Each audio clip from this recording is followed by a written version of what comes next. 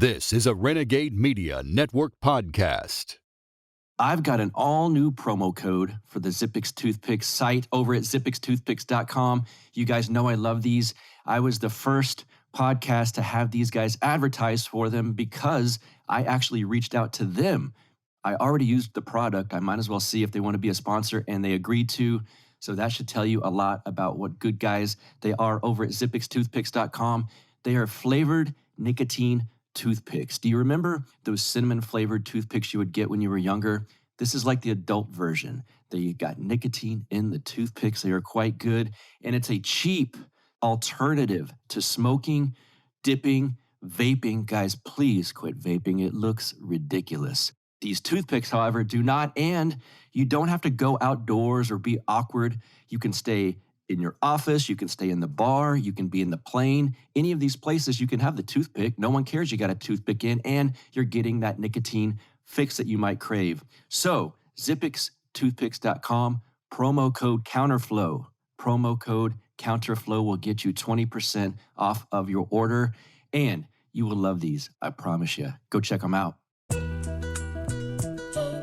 You are now listening to the Counterflow Podcast, a place for dissonant voices and unapproved opinions. You get split in fucking half, but I call the hologram graph. But I am the center inside the placenta of math. You clash with cyanide gas and die fast. Rhythmical equivalent of solids, liquid, and gas. We smash your sinus with the power of Lord Titus. But I am the virus inside of the iris of Cyrus. Here is your host and humble narrator, Buck Johnson. Welcome back, you guys. Welcome back once again to the Counterflow Podcast. Glad to have you here. Glad to have my guest here because this is going to be really good. I've been wanting someone that could primary Governor Greg Abbott here in Texas from the right because, of course, he's going to have competition from the left, like the sick predator that is Matthew McConaughey, I assume, at some point. But Governor Abbott's been quite squishy over the years. And I find my next guest today quite interesting. And I want to know what you guys think about what he says. I'll tell you this to kind of entice you to keep listening here.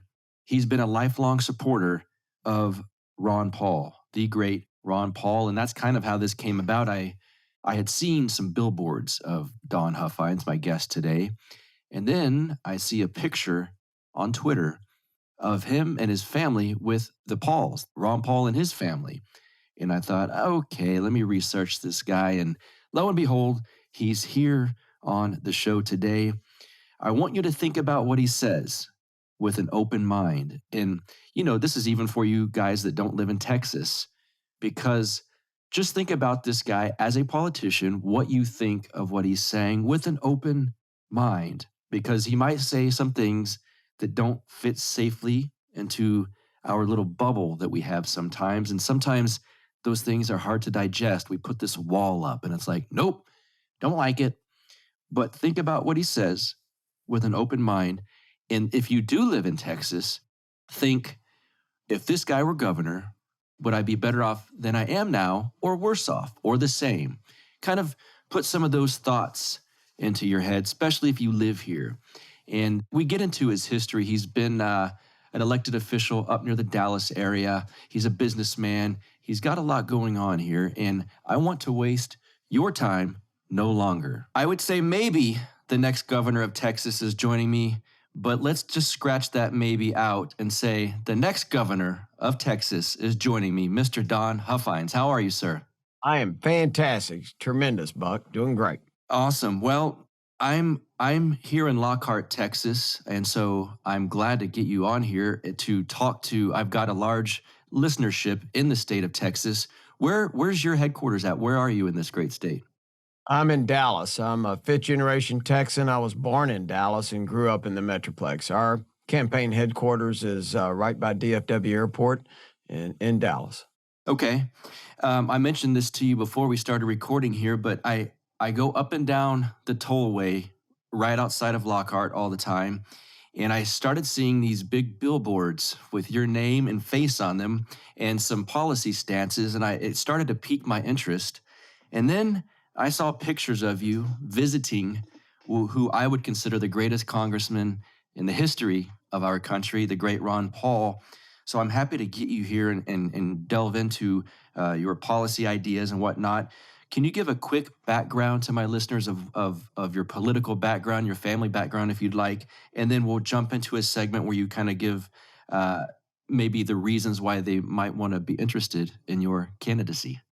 Well, sure, I appreciate it. That's a that's a lot of talking. There's nothing worse than a politician motoring his mouth all the time. But I'll try to make it pithy.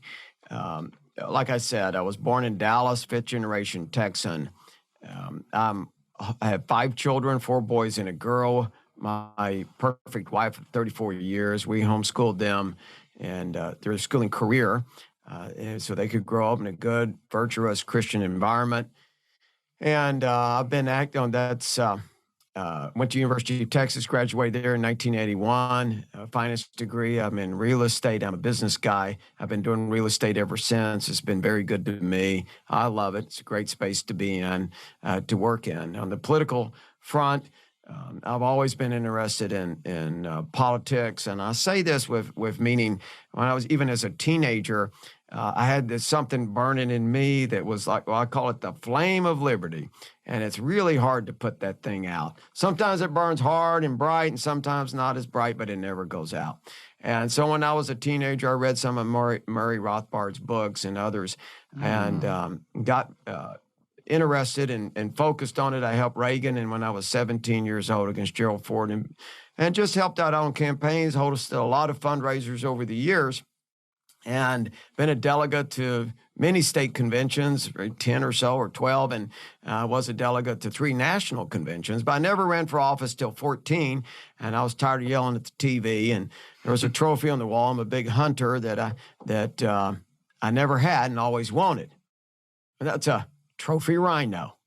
I really wanted to get me a trophy rhino, and he was sitting in the chair of Senate District 16. That's the Texas Senate. So I challenged him, beat him heads up in the primary. He was the most liberal Republican in Austin. So I served in the Texas Senate from 14 to 18. I got knocked out in 18 by the Democrats in Dallas County when they finished taking over almost every seat from the Republicans in Dallas County. But you mentioned Ron Paul. Yes, sir. Well, let me just tell you, it's a good time to tell you, I am such a fan of the congressman. I mean, Dr. Paul, he's really lit the prairie fire of liberty and always has. There's no one like it. I think he's in the political space, not only one of a kind, but single-handedly responsible for the modern Republican Party, the Tea Party, and really has done more for America than almost any politician alive. I supported him for 30 years. I was one of the 2 delegates to the National Convention in 2008 to vote for Ron from the state of Texas.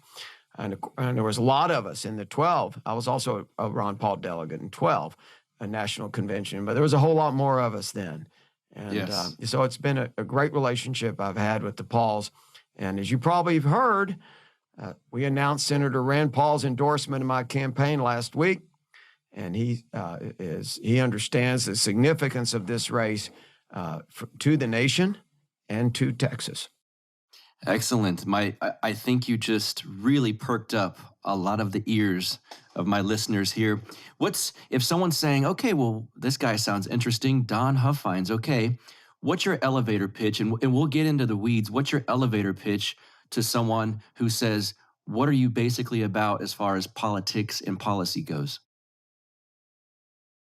Well, it's a great question. I will tell you this, that I understand that the fundamental role of government is always to defend your natural rights, your God-given liberties. Everything else is secondary. And I ask that question to so many people, and they can't get it right. Dr. Paul actually helped me with that question 30 years ago. and it is the fundamental role of government, is to always defend your liberties. And so that's the lens I look through and the lens I govern. And I'm not a career politician. I'm a business guy. I'm doing this job because the job's not getting done. I'm the only elected office holder, according to the Secretary of the Senate, in the history of Texas, and we got a long history, has never taken a penny from the state, no pay, no pension, no health care. no travel reimbursements, no reimbursements for anything. I didn't even use their office furniture. And that's because I never will work for the government. I only work for the people that hired me. It's the same way I'm going to be as governor. And it's just, I'm a business guy. It's a whole different way I look at things. I want to solve the issues, and I want to always cut the chains of government. In your mind, what has Governor Greg Abbott gotten wrong? And I know it could be a long list of things, but some of the bigger topics that have really frustrated you? Well, I think overall, it's an overarching umbrella of a message, and that is he's a horrible leader. He's just a terrible leader. When I was in Austin, it's important for your listeners to understand what liars most Republicans are, and most liars all politicians are. I mean, have you ever met a Republican that didn't say they were conservative? They all say they're conservative. Right. I mean, they do. 95% of them are liars. And they'll come back to your district, their districts, and ask for your money. They ask for your vote, and they go down to Austin and govern a different way. And then they can't even remember what they said they were for or against. I mean, my biggest battles in Austin, unfortunately, were generally with the rhinos, Republican in name only. And I mean that because they don't even believe in our state party platform. They never even read it. And including our governor. I mean, it all starts with leadership at the top. Our governor is a poor leader. And I've said this, I've been going around the state giving this talk and telling and warning everybody that we're only going to get one or two of our state party platform issues into law, and we control everything. 20 years running the House, the Senate, the governor's seat. And yet every year we go back, every session, we go back down there and beg, hey, can we get some of our legislative priorities done? It's put together by tens of thousands of grassroots Republicans. And they go back in the back room, make a deal and say, okay, you'll get one or two that'll be really watered down. And I, like most Republicans, we're running out of time. We feel desperate. Our liberties were destroyed in the last 2 years in this state, more than I ever thought I would see happen. I mean, we're tired of the broken and empty promises. We've had enough. We've had enough on this. Is the border secure? No. Are our property taxes going down? No. Do we have confidence our votes aren't being stolen? No. Do we have term limits? And no. No. I could go way down the list. Way down the list. Everything starts at the top. Stops with courageous leadership, no excuses. Yes, I find that, I like that you said that because I've said that on many of my episodes. Greg Abbott's been squishy, better than some, worse than others. And when I see someone like Ron DeSantis, I think that guy's a leader at least. And I was happy with what he did with Florida and the lockdowns. And he's leading. And that's the biggest difference I saw with Greg Abbott is that he doesn't lead. He kind of waits till it's a safe space and then kind of follows the lead of someone who's stepped up in front of him. Let me ask you, and I think I might know the answer, but I want to get this on record. The lockdowns were it's really something that a lot of us never thought we would see. My wife owns a small business, a salon in Austin, and it really woke her up to political ideas in general, where she's saying, you know, Buck, I've listened to your libertarian stuff for all of this time, but it always seemed abstract. And then all of a sudden, the governor is telling me I can't go to work. What do I do? I don't want to accept taxpayer money in some form of welfare, but I don't know what to do. So I would like to get your thoughts and your opinion on lockdowns and what you saw when that happened and what you would have done differently. Well, I was very worried this was going to happen in January of 20 and towards the end of January after I saw what was happening in China. I actually tweeted about it at the beginning of March, warning everybody that this was coming. And I thought maybe even martial law was coming. And after the Abbott locked everything down, I had an op-ed published in several of the major papers in Texas begging him to open back up. Look, he shredded our Constitution. He shredded it. The Constitution doesn't give him the authority to do what he did. I would never have done what he did because I don't have that authority in the Constitution. He destroyed 3 million jobs. 3 million jobs in 1 week. He made 3 million Texans dependent on the government. That's more jobs than we've created in the state in the last 10 years combined. Tens of thousands of businesses were gone. He didn't care. He didn't ask you how long you sacrificed in that job or that business, how many generations were at stake. And then he closed our churches. He shredded the First Amendment. He closed our churches on the holiest day of the week, Easter. Couldn't bury the dead for months. You couldn't get married. You couldn't get baptized. In the history of Christianity, we've never closed our Christian churches. And it's for good reason. Talking about people's salvation, you're talking about people's mental health. We couldn't visit the sick. And all he did, he's just such a know-it-all, he and all the elitists down in Austin. They know more than we do. I see them. I served with them. And I can tell you, they are the elitists of the world. They're all members of this club, and they know more than we do. And he listened to that lying, fraudulent Fauci, and he still does. I would have never had a mask mandate. It's a medical condition. That's between you and yourself. And if you want to tell your doctor, you can. I was for vaccine choice way before COVID. Well, that's a good segue here, because now there's this term that's floating around out there that's a little bit ominous called vaccine passports. And some places are saying, certain state governors are saying, we want all of our businesses to make sure that everyone's got the vaccine. Otherwise, they can't come in. There's other governors that are saying, absolutely not in my state. Again, I get a sense of where you might stand on this, but I'd like to get your thoughts on the vaccine passport. Of course, I would never allow that to happen in the state of Texas. It would never happen. Whether it's a business or government or anyone else, the vaccine's always going to be optional. Hey, if you want to go stick it in yourself, do it. I'm personally never going to do it, but I'm not going to make you do it. Or I'm not going to let anyone make you do it. I'm not going to let any business make you do it. But if you don't, but if you want to do it, get after it. But I'm, of course, going to stop that. It's so typical of Abbott, as he's just a political windsock. I mean, he'll blow one way, then blow another. He goes to the field every week to poll every issue he talks about. There's something that I find interesting, and it's always confused me as far as the structures of power here in Texas go. For instance, Austin, you would think, and I could see this happening, will be threatening mask mandates again and possibly vaccine passports within the city. I don't know how that would work. And then certainly lockdowns again. Is there a situation where the governor of Texas can stop Austin from trampling rights? Or do they have to say, well, Austin does Austin, Dallas does Dallas? Will you have that power to make sure Austin doesn't do that? How would that work? Yes, absolutely. And Abbott has that power right now. The governor does. He's shown us he has that power, because however the state of Texas responded to the scamdemic or pandemic, whatever you want to call it, was on Abbott. The governor had the authority to override every county. The counties only did what he told them they could do. So absolutely, the governor could take away any power that Austin would have or Travis County would have in any mask mandates for any reason.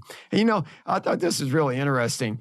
A lot of people were saying, thank you, Governor Abbott, for removing your mask mandate a few months back. He had it on for, 9 months, I think it was, or more, 10 months. And I thought, that's really funny. That's like thanking a thief from bringing your stolen merchandise back. Yes, indeed.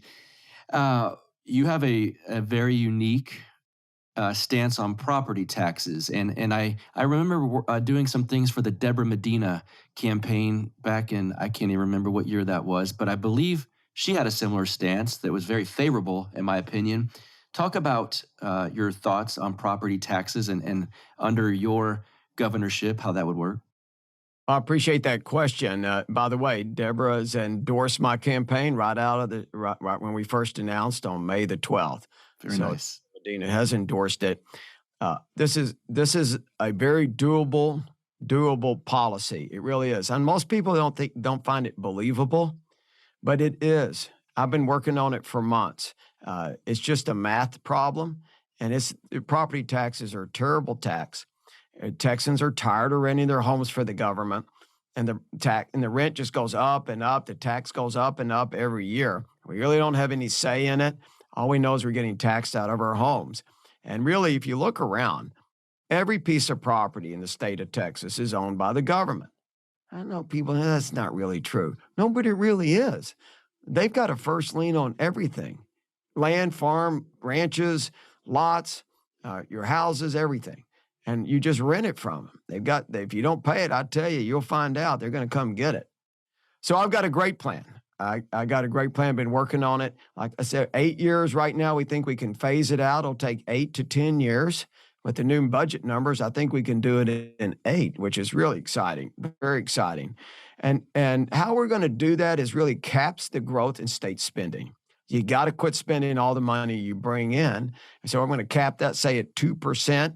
State revenues grow at like 7%. We'll use that revenue growth over a period of time to buy down property tax.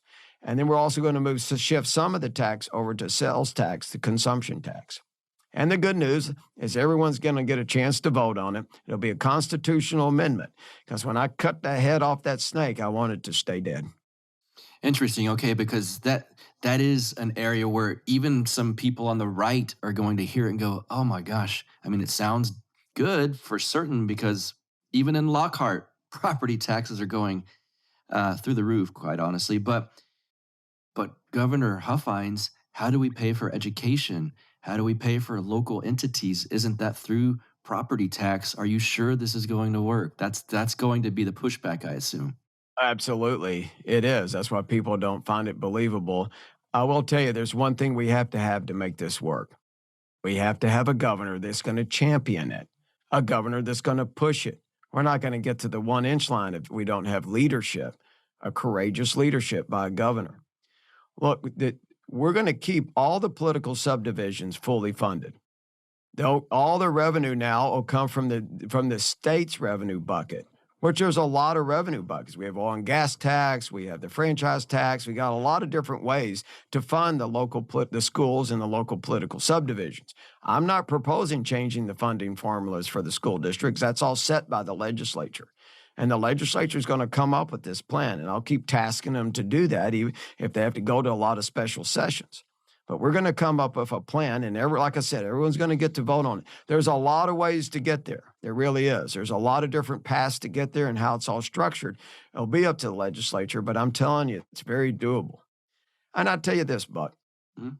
I'd like everybody for a moment, to close their eyes and just take a moment.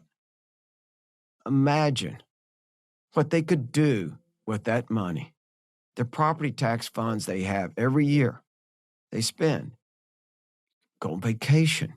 You could go to private school. You could donate it to charity. You could use it to buy a bigger home.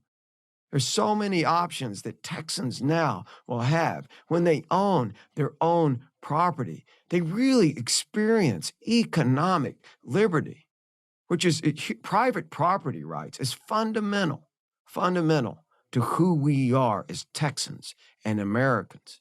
And it's going to create unimaginable prosperity in the state of Texas. We think overnight $100 billion of net worth for Texans will be created. 50% of this tax approximately is paid by businesses and approximately 50% by residents. Every business now is going to be freed up to hire more team members, to invent different things. Inventions that can come out of Texas are just unlimited. And what I say to everyone about this race is our paradigm of the past and the present doesn't dictate our future. We have unlimited possibilities when we experience true liberty. For all things CBD related, there is only one stop for you guys. That is PalomaVerdeCBD.com. Once again, PalomaVerdeCBD.com. It is owned by some friends of mine, a wonderful couple out of San Antonio, Carlos and Vanessa. Extremely genuine, extremely fun to hang out and party with, I can tell you that. But really, they're truly very hard workers, and they put a lot of love and special touches into this company, PalomaVerdeCBD.com. It really made me proud to have them as a sponsor. Just to list a few of their products. I'll go ahead and tell you some. They've got the Sleep Bundle Combo Pack. They've got the Mint CBD Tinctures. They got several flavors of the CBD tinctures. And I love the Cool Menthol Sports Cream. The moment you have a sore muscle, I'm not just saying this to sell it. It was genuinely the best sports cream I've ever used before. And it was amazing. I love it. I'm glad to have them as a sponsor so I get this stuff. And you know who really loves them? Selflessly, my favorite stuff that they provide is the pet stuff. And that's because my French Bulldog Lux needs this stuff. The CBD dog chews and the pet CBD tinctures. We put it on his food every morning and every evening. These dog chews are basically like dog treats for him. He used to walk around like a little old man, French Bulldog, and now he's like a very young and tough French Bulldog. He races me around the house because of these CBD products. I'm so glad to have these guys as a sponsor. Please give them business. They're very wonderful people, like-minded individuals, and I've got a promo code for you. So if you enter BUCK, that's my name, Buck, at checkout, you will get 25% off of your order over $75. That's 25% off everything over $75. Please give them a visit, palomaverdecbd.com, enter promo code BUCK, and you will be extremely happy that you paid this wonderful couple a visit and gave them some business. Let's get back to the show. What's a way to help fix the education system in this state? I've done a lot of episodes on this topic, and there's lots of ways out there, but realistically, there's always the abstract theoretical things that I think about, and then there's the realistic ways that can actually maybe happen if someone like you is in charge of the state. What would be some of your steps to help fix the education system in this state? Well, I think we need to refer it to public ed, which is the common way to refer to education. I refer to it as government education. Yes. These are government schools. And I've been a champion for education freedom, parental choice, or school choice, however you want to name it. I like the one parental choice and education freedom. I'm the one that filed that legislation in the Texas Senate when I was there. I'm the one who's worked hard on it. My record speaks for itself. I'm a business guy. Like I said, I'll be the first businessman to sit in that chair since 1982. We have a different way of looking at things. I want competition. Competition always lowers the price and increases the quality of everything it touches. This is a government monopoly. We need to break it. We need to make sure the parents have an option. The student has the option. It's what's best for the student and the parent, not what's best for the school district or the school. Well put. Well put. I assume you did it yourself, but you're a proponent of homeschooling. Is there any way that that's kind of tangled up with government funds or government regulations, or is it good as it is in Texas? Is there any fix there needed? Right now, the homeschool situation in Texas is excellent. We can always tweak it, but the government doesn't have any involvement in homeschoolers in the state of Texas, and I'm going to make sure we keep it that way. If we do have a tax credit situation where you can take the tax money you spend and use it for private ed or homeschooling, we'll make sure it has as little strings attached to it as possible, but always keep in mind it'll be voluntary. If somebody doesn't want to participate in the education freedom programs, they don't have to, even if they're homeschoolers. Excellent, excellent. So one of your big issues is the border, and that's become a national issue, a local issue, state by state issue. What are some of the ways we can, let's say, not rely on the federal government to fix some of the issues that you see at the border? Well, this is my number one campaign platform that I'm running on, real debt and property taxes. And that's why this election is the most important election in the United States in 22, the primary for governor of Texas. And it could be the most important election one of the most important elections, I should say, in the history of the United States. Time will tell. Because we know the federal government's never going to secure the border. That's never going to happen. It never has. So the only chance we have of having a secure border is with a courageous governor of Texas. I've got a great plan to secure that border, Buck, and I'm the only person that's ever had a great plan to secure that border. I'm going to finish the wall, Trump's wall, build it wherever needed, hundreds of miles. Abbott's ripped off part of my border plan, which is okay. He put it on his website. That's all right. But look, the most important thing I'm going to do is I'm never going to ask permission from the federal government to secure the Texas border. Not going to happen. I'm going to enact specifically Article 1, Section 10 of the United States Constitution. That was clearly written for an occasion just like this, because this is an invasion. It's a premeditated attack on Texas. We think Border Patrol thinks about 2 million illegals will flood Texas in a 12-month period and not be caught. Every one of these people are being smuggled in by the cartels.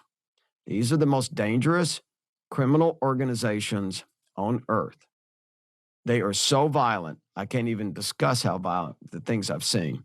I've been to the border 3 times. I actually going back down there in 10 days to take a look again at everything. But this is a very dangerous, very important area that we have to focus on in our campaign and across the nation. Look, what I'm going to do is use the entire Texas military, all 20,000 brave men and women. We're going to secure the border. We're going to do whatever we need to do. There's 25 crossings over the river. I'm shutting down all inbound commercial traffic from Mexico to make sure they feel the economic pain. We can step off the bridges if we need to and close all the state roads, because those are state roads. We're not letting any commercial traffic in until Mexico secures their side of the river. We're going to take every illegal that gets on our side of the river and put them on the buses, and we're taking them right back to Mexico. I'm going to have legislatively, I'm going to have the strongest E-Verify system you can get in the nation. I've already got the legislation written.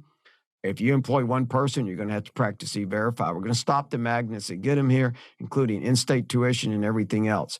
This is destroying our social mobility, our economic mobility for the working class in the state of Texas. It's destroying the Texas taxpayer. We're spending $6 billion a year currently, and we have since 1982, to educate illegals in the state of Texas and our government school system, and it's going to end. And we're going to stop it, and I'm going to fix this thing in 30 days, what nobody could do in 30 years. There's a lot of people in this country, you might say 70 million of them, that think, I'm not sure that my vote counted in this last election, this presidential election. And a lot of people feel disenfranchised, and it seems like there's more and more proof that they might indeed be right. So there's going to be a lot of skepticism now, even in this state. Well, will my vote count even? Will it count for the governor vote? Will it count for the next presidential election? Are conservatives screwed from here on out? Is there a way that we can help fix that issue as well?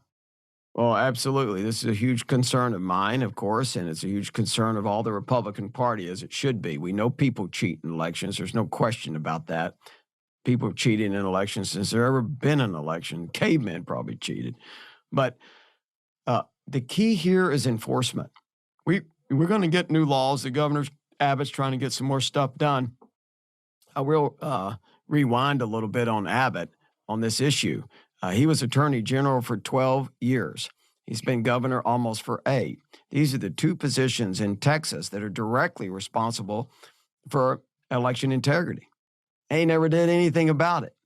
Most people don't realize there's 4,000 employees in the AG's office, Attorney General's office, 750 attorneys. Do you know how many they put responsible for voter fraud? 3.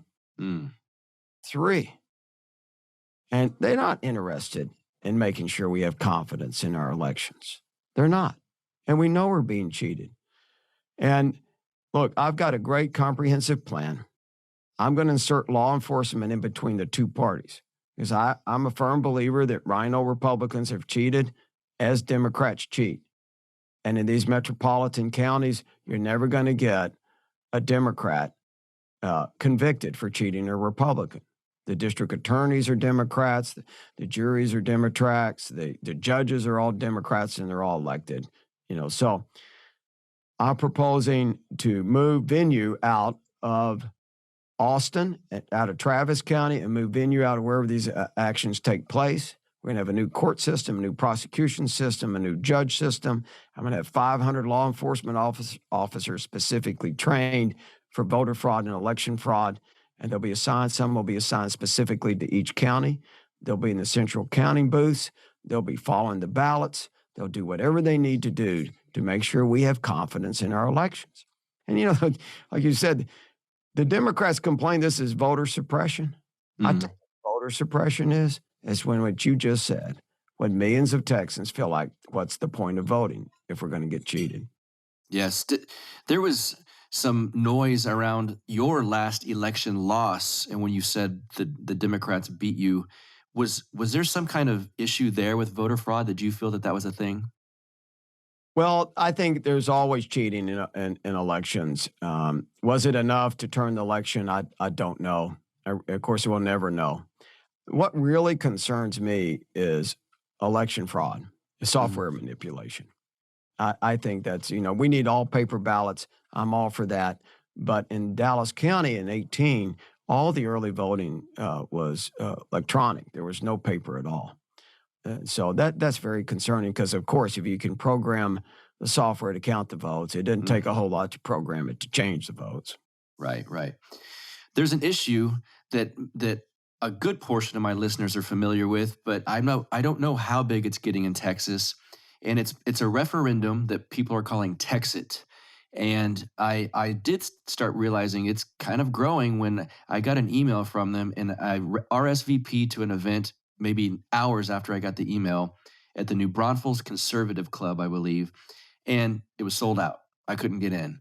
And I thought, my goodness, this Texit movement is at least catching on somewhat. And what that is there's a move to get on the ballot the language that says Texans should be able to vote on whether Texas becomes its own autonomous state, country kind of thing, secedes from the federal aspect of our government.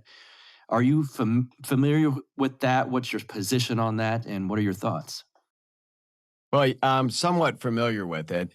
And I just want to say, first of all, that I'm going to prove not only the United States what it means for a state to be sovereign, I'm going to prove it to the whole world. I'm going to show what sovereignty means to a level no one in this country's ever seen since 1860. I'm never asking permission of the federal government to secure our border. I'm not going to ask permission from the federal government to do anything. I'm going to prove that we are sovereign. And so I think I would like to say this, that after you see a Huffines administration in action, I think a lot of the enthusiasm for Texas might dissipate, because I'm certainly going to make it more palatable to be part of the union. But I'm all for Texans having the opportunity to vote on this issue. Excellent. So, yeah, I want to talk about nullification and having your state really kind of independent, like you're getting at.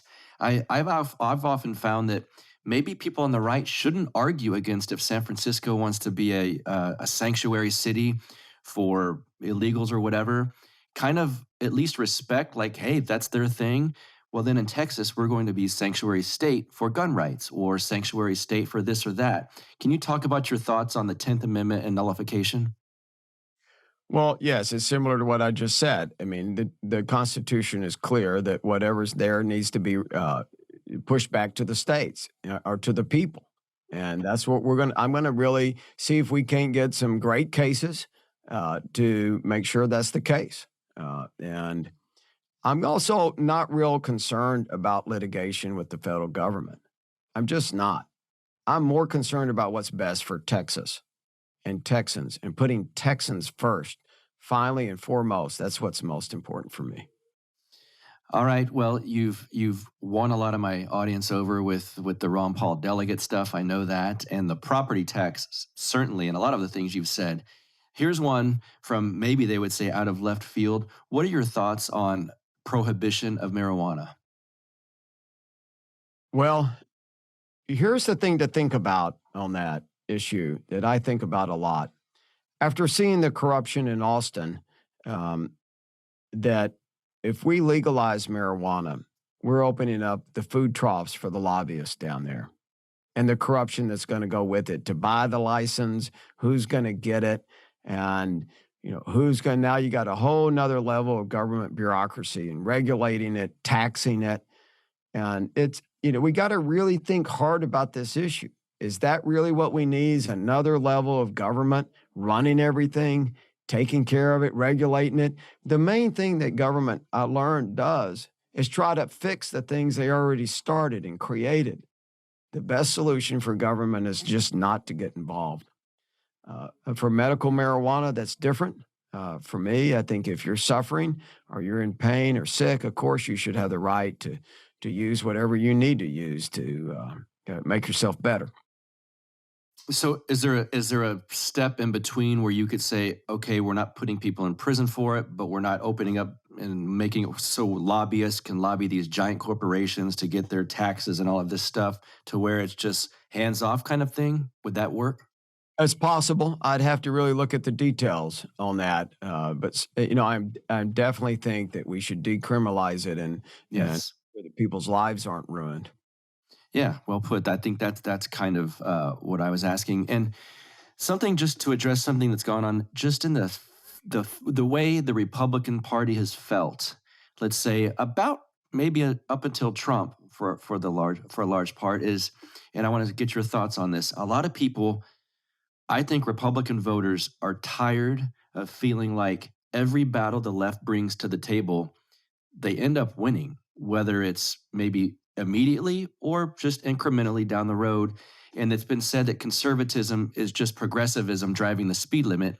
In other words, the left keeps marching forward and pushing forward, and Republicans fight it and then back down and then fight the next thing. There's people saying, well, the next Republican position will be lockdowns, that they're for them because they were against them last year or something like that. So it just keeps pushing leftward.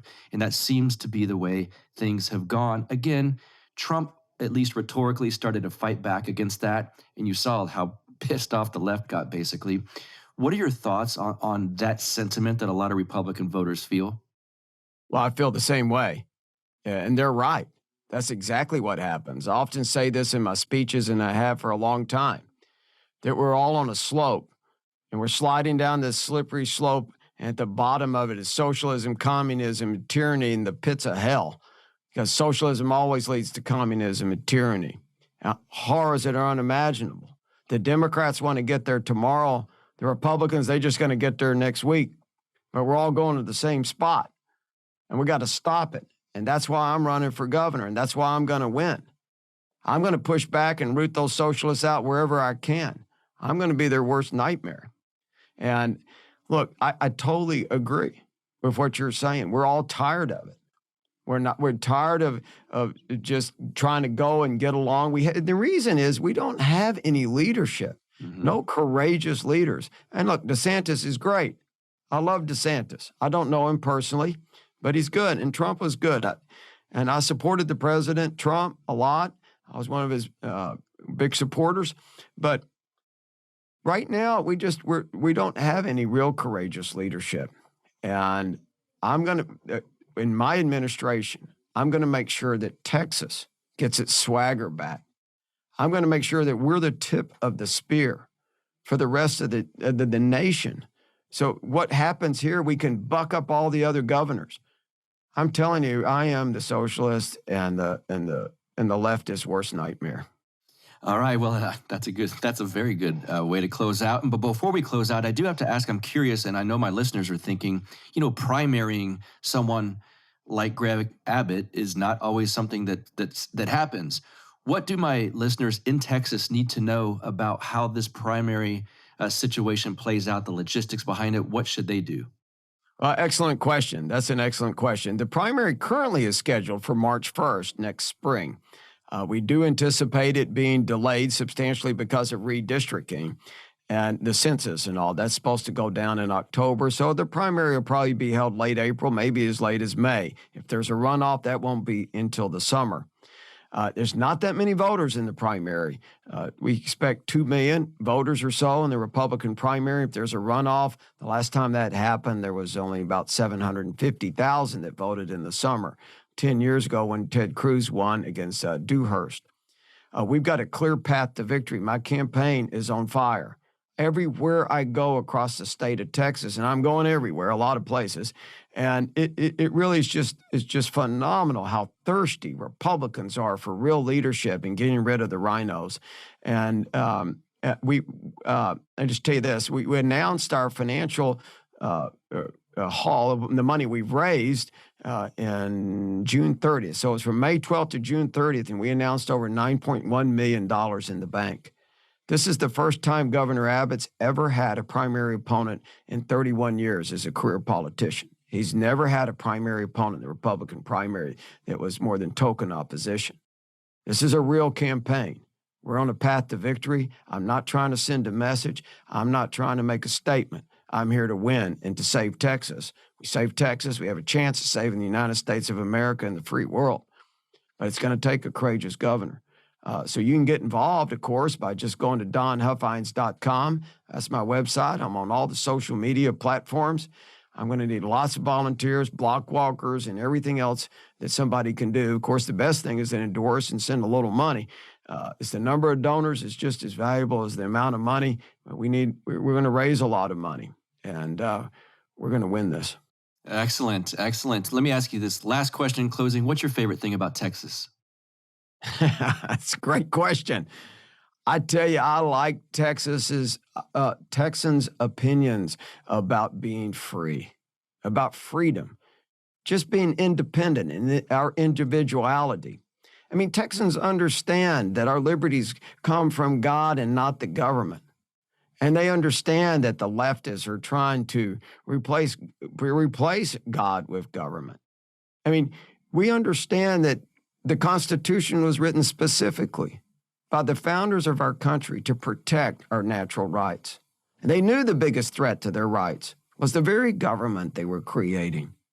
And we need to get back to that. A true patriot always questions the government. And that's what we need people to be, true patriots. As I always say, we got to awaken the sheep from their slumber, to help us restore our liberties that have been stolen from us. Our greatest days are coming, and I mean that. It's a new chapter in Texas history. Thank you. Yes, sir. Thank you, Don Huffines. What a note to end on. Thank you so much for being here on the Counterflow podcast, and I hope my listeners have enjoyed this. Thank you, sir. Thank you so much, Buck. Yes, sir. God bless you, and God bless Texas. Thank you. All right. Thank you guys so much. I hope you liked that interview with Mr. possibly next Governor Don Huffines. And thank you, sir, for being here. What a pro. What a polished pro with actual principles and hardcore. I actually really, it's refreshing to hear someone on the right that's hardcore, because that doesn't exist very often. So hope you guys enjoyed that. Consider checking out his website, especially if you live here in Texas, at donhuffines.com. Obviously, I'll link to all of that on the show notes page for this episode. And if you're going to check out websites, maybe consider checking out our website at counterflowpodcast.com. We've got the new Counterflow podcast t-shirts. I'm sold out of one size, and now I'm going on. I didn't prep and go look at what size I'm out, but we do have Counterflow Podcasts shirts on the website. And check out the YouTube. I'm trying to sell it every week. You know, I'm not the biggest sales kind of guy, but I ignored it for so long. And I'm trying to get the listenership on the YouTube page built up. And to entice you guys, there are going to always be all kinds of live streams that we're going to do. I'm calling it Counterflow Live. I did one with Vin Armani most recently. Actually, by the time this episode drops, there might be a newer one up there, and they will not be in the podcast feed how you were listening to this episode. They will only be on the YouTube page, and if you subscribe to the page, of course, you get this notification on your phone, and it says, hey, Counterflow Live is going on right now with so-and-so as the guest.